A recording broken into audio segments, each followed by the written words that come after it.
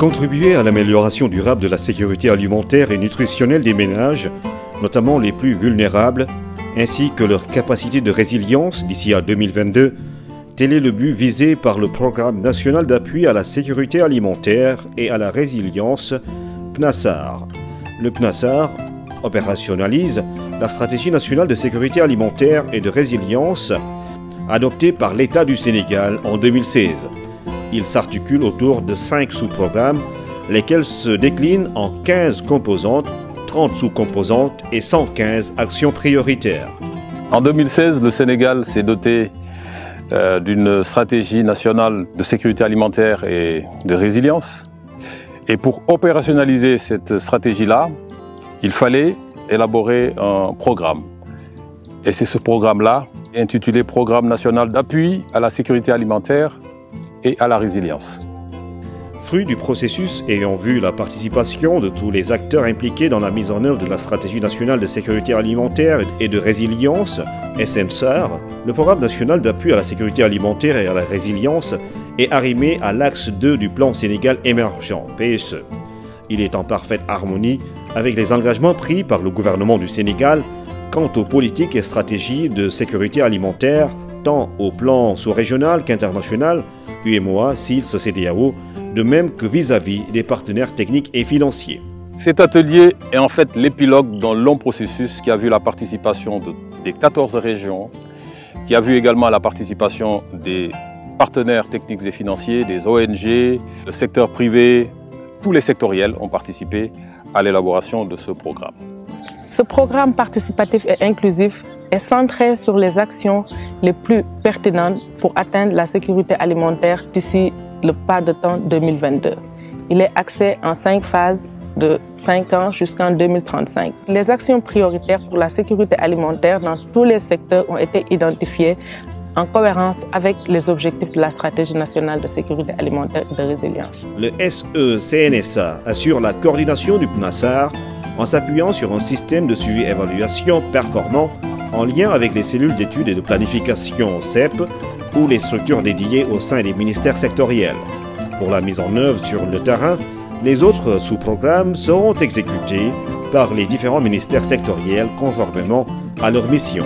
La stratégie de mise en œuvre sera fondée sur la mobilisation nationale des ressources disponibles, puis sur l'appui des partenaires techniques et financiers.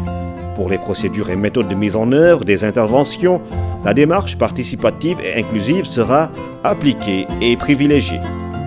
L'organisation générale et les responsabilités des intervenants se présentent au niveau communautaire et au niveau central.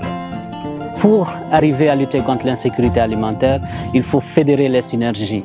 C'est là le rôle du Programme national d'appui à la sécurité alimentaire et à la résilience, le PNASAR. Aujourd'hui, le Sénégal vise un objectif, lutter contre l'insécurité alimentaire dans tout le territoire national. Donc, le Sénégal a choisi le PNASAR pour réaliser cet objectif. Pour la mise en œuvre du PNASAR, le financement recherché est estimé à 639 774 millions pour couvrir les besoins des 5 prochaines années, soit 26,4% de son coût global. C'est un programme qui aujourd'hui est validé techniquement, mais la prochaine étape sera la validation politique lors d'un conseil des ministres présidé par le chef de l'État lui-même. À l'issue de cette validation politique, nous voulons organiser une table ronde des bailleurs pour rechercher les 639 milliards nécessaires au cours des 5 prochaines années pour nous sortir justement de cette situation d'insécurité alimentaire. Le PNASAR comprend 5 sous-programmes dont le sous-programme 3 dénommé les nouveaux territoires résilients NTR, rempart contre l'insécurité alimentaire et qui constitue une innovation. Agir maintenant pour éviter de se mettre toujours en posture de réaction et de riposte.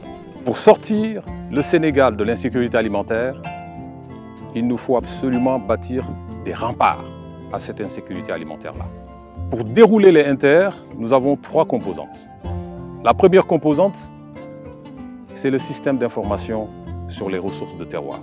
C'est très important que les autorités puissent disposer d'un instrument moderne qui leur permet, en temps réel, de pouvoir avoir les informations sur les seuils qui peuvent déclencher justement les plans d'urgence. La deuxième sous-composante, nous pensons monter, accompagner, aider les jeunes de ces terroirs-là à mettre en place des entités économiques modernes que nous avons appelées unités mobiles de prestation de services agricoles. Ça, c'est un manque dans le pays.